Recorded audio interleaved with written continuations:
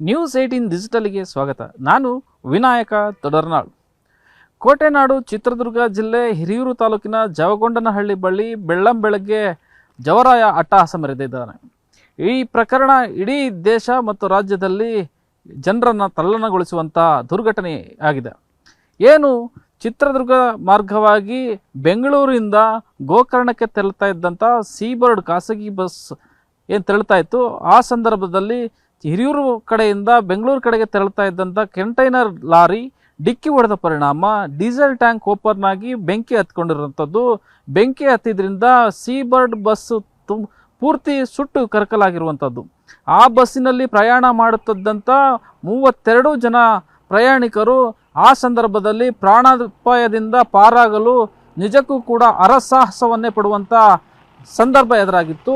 ಆದರೂ ಅದರಲ್ಲಿ ಈಗ 28 ಜನ ಪ್ರಯಾಣಿಕರು ಅಲ್ಲಿಂದ ಪಾರಾಗಿದ್ದಾರೆ ಅನ್ನುವಂಥ ಮಾಹಿತಿಯನ್ನು ಈಗಾಗಲೇ ಚಿತ್ರದುರ್ಗ ಪೊಲೀಸರು, ಚಿತ್ರದುರ್ಗ SP ರಂಜಿತ್ ಕುಮಾರ್ ಭಂಡಾರು ಅವರು ನಮಗೆ ತಿಳಿಸಿರ್ತಕ್ಕಂಥದ್ದು. ಏನು ಬಸ್ಸಲ್ಲಿ ಪ್ರಯಾಣ ಮಾಡ್ತಾ ಇದ್ದಂತಹ ಏನು ಬಿಂದುಶ್ರೀ, ಗ್ರೇಯಾ, ನವ್ಯ, ಮಾನಸ ಮತ್ತು ರಶ್ಮಿ ಮಹಾಲೆ ಅನ್ನುವಂಥ 5 ಜನ ಮೃತಪಟ್ಟಿರುವಂಥದ್ದು. ಜೊತೆಗೆ ಕಂಟೈನರ್ನ ಡ್ರೈವರ್ ಕೂಡ ಮೃತಪಟ್ಟಿರ್ತಕ್ಕಂಥದ್ದು. ಈ ಪ್ರಕರಣದಲ್ಲಿ ಒಟ್ಟು 6 ಜನ ಮೃತಪಟ್ಟಿರುವಂತಹ ಮಾಹಿತಿಯನ್ನು ಖಚಿತವಾಗಿ ಪೊಲೀಸರು ಈಗ ನಮಗೆ ತಿಳಿಸಿರ್ತಕ್ಕಂಥದ್ದು. ಈ ಪ್ರಕರಣದಲ್ಲಿ ಮೃತಪಟ್ಟವರ ಒಂದೊಂದು ಮಾಹಿತಿಯನ್ನು, ಅವರ ಹಿನ್ನೆಲೆಯನ್ನು ನೋಡ್ತಾ ಹೋದರೆ ನಿಜಕ್ಕೂ ಕೂಡ ಕರುಣಾಜನಕ ಕತೆ ಬಿಚ್ಚಿಡ್ತಾ ಹೋಗ್ತದೆ. ಯಾಕಂತ ಹೇಳಿದ್ರೆ ಒಬ್ಬೊಬ್ಬರದು ಕೂಡ ಒಂದೊಂದು ರೀತಿಯ ಒಂದು ಹಿನ್ನೆಲೆಯನ್ನು ಹೊಂದಿದೆ. ಅದರಲ್ಲಿ ಮುಖ್ಯವಾಗಿ ನವ್ಯ ಅನ್ನುವಂತಹ ಯುವತಿ ಏನಿದ್ದಾರೆ, ಅವರು ತುಂಬ ಬಡತನದಿಂದ ಬಂದಂಥವರು, ಚನ್ನರಾಯಪಟ್ಟಣದ ಮೂಲದ ಅವರು, ಅವರ ತಂದೆ ತುಂಬ ಒಂದು ಹೋಟೆಲನ್ನು ನಡೆಸಿ ಅವರನ್ನು ಓದಿಸಿದ್ದಂಥವರು. ಅವರು ಇಂಜಿನಿಯರಿಂಗನ್ನು ಓದಿ ಖಾಸಗಿ ಕಂಪನಿಯಲ್ಲಿ ಕೆಲಸಕ್ಕೆ ಸೇರಿದ್ದಂಥವರು. ನಿನ್ನೆ ಏನು ಗೋಕರ್ಣಕ್ಕೆ ತೆರಳುವಂಥ ಬಸ್ನಲ್ಲಿ ದೇವಸ್ಥಾನಕ್ಕೆ ಹೋಗಿ ಬರ್ತೇವೆ ಅನ್ನುವಂಥ ಮಾಹಿತಿಯನ್ನು ಪೋಷಕರಿಗೆ ತಿಳಿಸಿರುವಂಥ ಅವರು ಏನು ಟ್ರಿಪ್ಪನ್ನು ಮುಗಿಸಿ ಮನೆಗೆ ಬರ್ತೇನೆ ಅನ್ನುವಂಥ ಮಾತನ್ನು ಹೇಳಿದರು. ಆದರೆ ಮನೆಗೆ ವಾಪಸ್ ಬರ್ತೇನೆ ಅನ್ನುವಂಥ ಮಗಳು ಏನು ಮುಂಬರುವಂಥ ಏಪ್ರಿಲ್ 28ನೇ ತಾರೀಕು ಮದುವೆಯನ್ನು ಫಿಕ್ಸ್ ಕೂಡ ಮಾಡಿದರು ಪೋಷಕರು. ಆದರೆ ಆಕೆ ಮನೆಗೆ ವಾಪಸ್ ಬರದೇ ಇರೋವಂಥದ್ದು, ಸಾವಿಗೀಡಾಗಿರ್ತಕ್ಕಂಥದ್ದು 2 ಅಂದರೆ ತಂದೆ ತಾಯಿ ಕುಟುಂಬಕ್ಕೂ ಮತ್ತು ಏನು ಭಾವಿ ಪತಿಯ ಕುಟುಂಬಕ್ಕೂ ಕೂಡ ದುರಂತ ಕಾರಣಕ್ಕೆ ಅವರು ಕಣ್ಣೀರಿಡುವಂತಹ ಸಂದರ್ಭ ಎದುರಾಗಿದೆ. ಯಾಕೆಂತ ಹೇಳಿದ್ರೆ ಅವರು ಇನ್ನೇನು ಮದುವೆ ತಯಾರಿಯಲ್ಲಿ ತೊಡಗಿದ್ದಂಥವರು ನಿಜಕ್ಕೂ ಕೂಡ ಕಣ್ಣೀರಾಗಿ ಆಕ್ರಂದನಕ್ಕೆ ಒಳಗಾಗಿದ್ದಾರೆ. ಇದು ಅವರ ಒಂದು ಹಿನ್ನೆಲೆ. ಆದರೆ ಅದಕ್ಕೆ ಇನ್ನೊಂದು ಅವರ ಸ್ನೇಹಿತೆ ಆದಂಥ ಮಾನಸ ಕೂಡ ಸಾವನ್ನಪ್ಪಿರುವಂಥದ್ದು ಕೂಡ ಅವರಿಗೂ ಕೂಡ ತಡೆಯಲಾರದ ದುಃಖ, ಅನುಭವಿಸಲಾರದ ನೋವು ಈಗ ಎದುರಾಗಿರ್ತಕ್ಕಂಥದ್ದು. ಹೀಗೆ ಒಟ್ಟು ಈ ಪ್ರಕರಣದಲ್ಲಿ 5 ಜನ ಏನು ಸಾವನ್ನಪ್ಪಿದ್ದಾರೆ, ಅವರು ಎಲ್ಲರ ಹಿನ್ನೆಲೆಯೂ ಕೂಡ ಒಂದೊಂದು ರೀತಿಯ ಕರುಣಾಜನಕ ಕಥೆಯನ್ನು ಇಲ್ಲಿ ಇಡ್ತಿರ್ತಕ್ಕಂಥದ್ದು. ಅದರಲ್ಲಿ ಒಂದು ಆ ಬಸ್ಸಲ್ಲಿ ತೆರಳ್ತಾ ಇದ್ದಂತಹ ಏನು ಬಿಂದು ಹಾಗೂ ಗ್ರೇಯಾ ಏನಿದ್ರೆ ಅವರು ತಾಯಿ ಮಗಳಾಗಿದ್ದರು.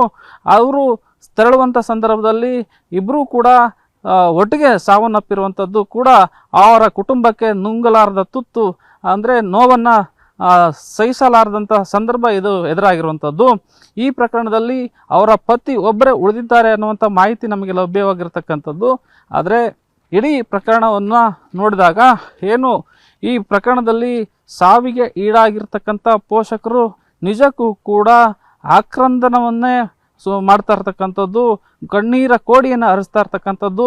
ಅವರು ಇದ್ದೊಬ್ಬ ಪುತ್ರಿಯನ್ನು, ಇದ್ದೊಬ್ಬ ಪತ್ನಿಯನ್ನು, ಇದ್ದೊಬ್ಬ ಮಗಳನ್ನು ಕಳೆದುಕೊಂಡು ಹೇಗೆ ಇರ್ತೇವೆ ಅನ್ನುವಂಥ ನೋವನ್ನು ಅವರು ಸಹಿಸಲಾಗದೆ ಅಳ್ತಾ ಇರ್ತಕ್ಕಂಥದ್ದು ನಿಜಕ್ಕೂ ಕೂಡ ಶೋಚನೀಯ ಸ್ಥಿತಿಯನ್ನು ಇಲ್ಲಿ ನೋಡ್ಬೋದಾಗಿದೆ.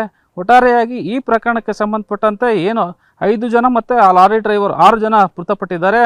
ಇವರ ಮೃತದೇಹಗಳ ಗುರುತು ಪತ್ತೆಗೆ ಕಾರ್ಯಕ್ಕೆ ಈಗ ಪೊಲೀಸರು ಮುಂದಾಗಿರ್ತಕ್ಕಂಥದ್ದು. ಅವರ DNA ಪರೀಕ್ಷೆ ಆದ ಬಳಿಕ ಅವರ ಮೃತದೇಹವನ್ನು ಪೋಷಕರಿಗೆ ಒದಗಿಸುವಂಥ, ಅವರಿಗೆ ಹಸ್ತಾಂತರಿಸುವಂಥ ಕೆಲಸವನ್ನು ಮಾಡ್ತೇವೆ ಅನ್ನುವಂಥ ಮೂಲಗಳ ಮಾಹಿತಿ ನಮಗೆ ಲಭ್ಯವಾಗತಕ್ಕಂಥದ್ದು. ಒಟ್ಟಾರೆಯಾಗಿ ಈ ದುರಂತ ಏನಿದೆ ನಿಜಕ್ಕೂ ಕೂಡ ಯಾರಿಗೂ ಕೂಡ ಮುಂಬರುವ ದಿನಗಳಲ್ಲಾಗಲಿ ಆಗಬಾರ್ದು ಅನ್ನುವಂಥ ಕಣ್ಣೀರ ಶೋಕವನ್ನು ಸಾರ್ವಜನಿಕರು ಕೂಡ ಹೇಳ್ತಾ ಇರ್ತಕ್ಕಂಥದ್ದು, ಶ್ರದ್ಧಾಂಜಲಿಯನ್ನು ಸಲ್ಲಿಸ್ತಾ ಇರ್ತಕ್ಕಂಥದ್ದು. ಇದು ಈ ಪ್ರಕರಣಕ್ಕೆ ಸಂಬಂಧಪಟ್ಟಂತೆ ಒಟ್ಟು ಈ ಪ್ರಕರಣದಲ್ಲಿ 6 ಜನ ಈವರೆಗೆ ಮೃತಪಟ್ಟಿರುವಂಥದ್ದು ಖಚಿತ ಆಗಿದೆ. ಉಳಿದಂತೆ 28 ಜನರು ಕೂಡ ಆಸ್ಪತ್ರೆಗೆ ದಾಖಲಾದಂಥವರು ಚಿಕಿತ್ಸೆಯನ್ನು ಪಡೆದು ಇಲ್ಲಿಂದ ನೇರವಾಗಿ ಬೆಂಗಳೂರು ಕಡೆಗೆ ಮತ್ತೆ ರೆಫರ್ ಆಗಿ ಹೋಗಿ ಚಿಕಿತ್ಸೆಯನ್ನು ಪಡಿತಾ ಇದ್ದಾರೆ. ಇನ್ನು ಅಲ್ಲಿ ಚೇತರಿಸಿಕೊಂಡಂಥವರು ಅಲ್ಲಿಂದ ಡಿಸ್ಚಾರ್ಜ್ ಆಗಿ ಕೂಡ ಮನೆಗೆ ತೆರಳಿದ್ದಾರೆ ಅನ್ನುವಂಥ ಮಾಹಿತಿಯನ್ನು ಈಗ ಪೋಷಕರು ಹೇಳಿರ್ತಕ್ಕಂಥದ್ದು.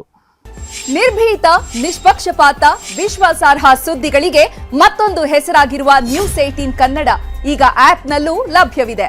ದಯವಿಟ್ಟು ಇಲ್ಲಿರುವ QR ಕೋಡ್ ಅನ್ನು ಸ್ಕ್ಯಾನ್ ಮಾಡಿಕೊಂಡು ಆಪ್ ಡೌನ್ಲೋಡ್ ಮಾಡೋದಕ್ಕೆ ಮರಿಬೇಡಿ. ನಿಮ್ಮ ಬೆಂಬಲ ಹೀಗೆ ಸದಾ ನಮ್ಮೊಂದಿಗಿರಲಿ. ಧನ್ಯವಾದ.